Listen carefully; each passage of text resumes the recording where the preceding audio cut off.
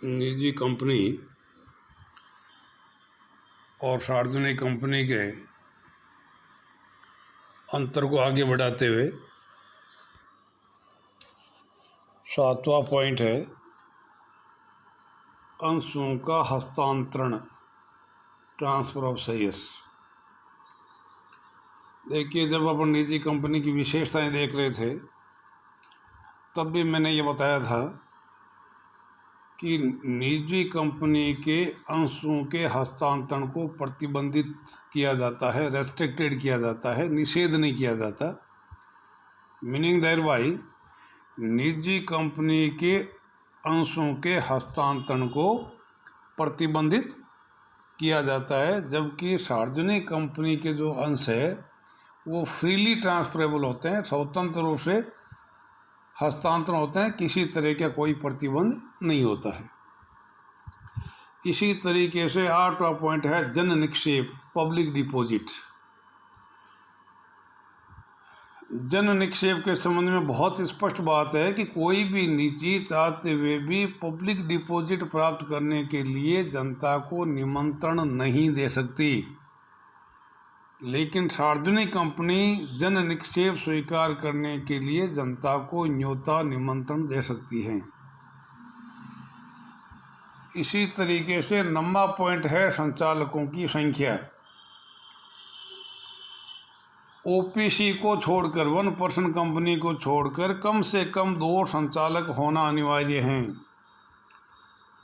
लेकिन सार्वजनिक कंपनी की दशा में कम से कम 3 संचालक होने चाहिए। 10वां पॉइंट है लघु अंशधारियों का संचालक। निजी कंपनी की दशा में इस संबंध में कोई प्रावधान नहीं है, कोई आवश्यकता नहीं है, लेकिन यदि सार्वजनिक कंपनी के अंदर कम से कम 1000 लघु अंशधारी है, स्मॉल शेयर होल्डर्स, या कुल संचालकों के 1/10 भाग यदि मांग करें तो कम से कम 1 संचालक लघु अंशधारियों का प्रतिनिधित्व करने वाला होना चाहिए। अगेन आई एम रिपीटिंग, 1000 लघु अंशधारी या कुल अंशधारियों का 1/10 भाग यदि मांग करते हैं तो उनका प्रतिनिधित्व करने के लिए कम से कम 1 संचालक होना अनिवार्य है, लेकिन ये शर्त निजी कंपनी के ऊपर लागू नहीं होती है। इसी तरह से स्वतंत्र संचालक, ये भी कंपनी अधिनियम 2013 के अंदर ये प्रावधान किया है।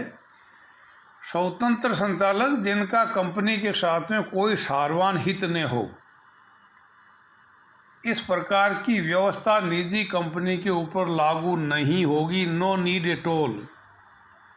लेकिन प्रत्येक सूचीबद्ध कंपनी, लिस्टेड कंपनी या निर्धारित वर्ग की सार्वजनिक कंपनियों के लिए 1/3 संचालक स्वतंत्र संचालक होना अनिवार्य हैं।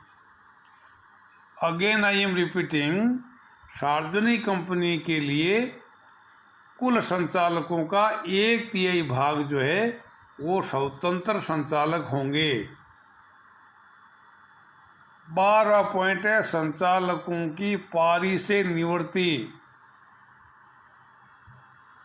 पारी से निवृत्ति संबंधी प्रावधान निजी कंपनी पर लागू नहीं होंगे, लेकिन सार्वजनिक कंपनी के अंदर कुल संचालकों का 2/3 भाग रोटेशनल डायरेक्टर होंगे।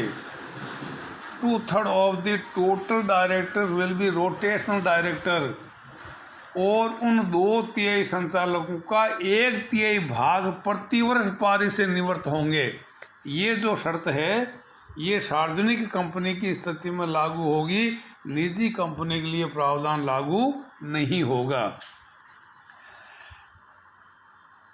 केएमपी की मैनेजरियल पर्सन, मुख्य प्रबंधकीय कर्मचारी, अधिकारी, कुछ भी कह लीजिए, केएमपी के नाम से अपन जानते हैं, ये प्रावधान भी निजी कंपनी पर लागू नहीं होंगे यदि 5 करोड़ रुपये या इससे अधिक की पेडअप कैपिटल है तो सेक्रेटरी की नियुक्ति अनिवार्य होगी निजी कंपनी की दशा में भी। की मैनेजरियल पर्सन के बारे में मैं आपको बता दूं कि अगर मान लीजिए किसी निजी कंपनी के अंदर पेडअप कैपिटल 5 करोड़ से ज़्यादा है तो ऐसी स्थिति में सेक्रेटरी की नियुक्ति अनिवार्य होगी। लेकिन सार्वजनिक कंपनी के अंदर 10 करोड़ से अधिक पेडअप कैपिटल होने पर समस्त प्रकार के की मैनेजरियल पर्सन्स की नियुक्ति अनिवार्य होगी। जितने भी मुख्य प्रबंधकीय जो अधिकारी हैं उन सभी की नियुक्ति उन दशाओं में अनिवार्य होगी जब उसमें 10 करोड़ रुपए से अधिक पेडअप कैपिटल हो। इसी प्रकार से कोरम कार्यवाहक संख्या किसी भी कंपनी की मीटिंग्स के अंदर निर्णय लेने के लिए वो न्यूनतम संख्या जिसकी उपस्थिति के बिना उस सभा के द्वारा लिया गया निर्णय अमान्य होगा। तो निजी कंपनी की दशा में कम से कम 2 सदस्यीय कोरम के लिए अनिवार्य हैं। लेकिन सार्वजनिक कंपनी का प्रावधान इस प्रकार है 1000 सदस्यों तक कम से कम 5 सदस्य उपस्थित होना अनिवार्य हैं। 1001 से लेकर के 5000 तक कम से कम 15 सदस्यों की उपस्थिति अनिवार्य हैं और 5001 से अधिक संख्या होने पर जब तक 30 सदस्य सभा में उपस्थित नहीं होंगे तब तक किसी प्रकार का कोई निर्णय नहीं लिया जा सकता। नेक्स्ट अंतर का आधार है वार्षिक साधारण सभा का प्रतिवेदन। वार्षिक साधारण सभा का प्रतिवेदन निजी कंपनी की दशा में रजिस्ट्रार को प्रस्तुत करना आवश्यक नहीं है।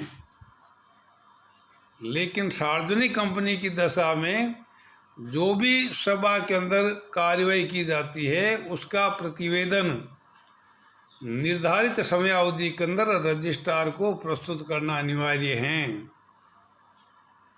अगला अंतर का आधार है 7वीं अंकेक्षण प्रतिवेदन। ये भी कंपनी अधिनियम 2013 के अंदर ये लागू किया गया है।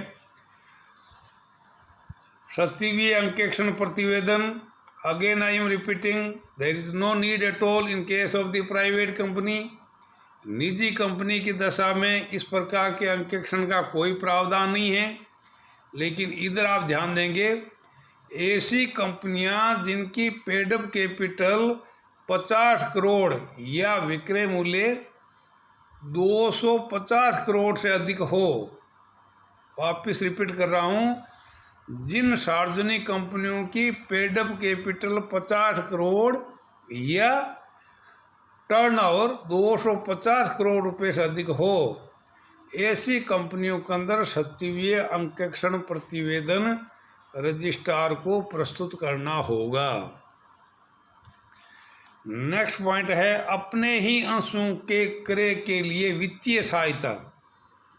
खुद के ही शेयर क्रय करने के लिए वित्तीय सहायता, इसके संबंध में निजी कंपनी की स्थिति में कोई किसी प्रकार की रुकावट नहीं है, कोई किसी प्रकार की अड़चन नहीं है।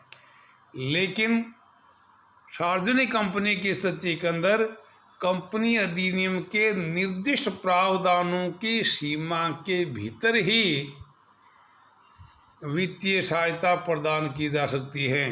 इसका खुलासा अपन आगे चल के करेंगे।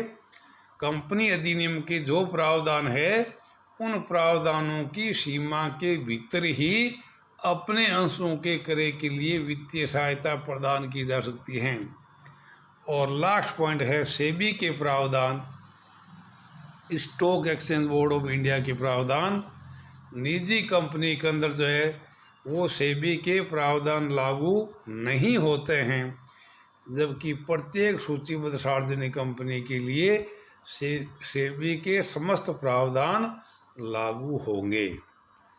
तो जितने भी सार्वजनिक कंपनी के शेयर्स एंड डिबेंचर्स की खरीद फरोख्त और उससे रिलेटेड जो भी विषय वस्तु है उन पर सेबी के प्रावधान स्पष्ट रूप से लागू होंगे। ये क्वेश्चन है, निजी कंपनी से आपका क्या अभिप्राय है, निजी कंपनी और सार्वजनिक कंपनी में क्या अंतर है, या निजी कंपनी से आपका क्या अभिप्राय है, सार्वजनिक कंपनी को प्राप्त विशेषाधिकार एवं छूटों की विवेचना कीजिए। That's all.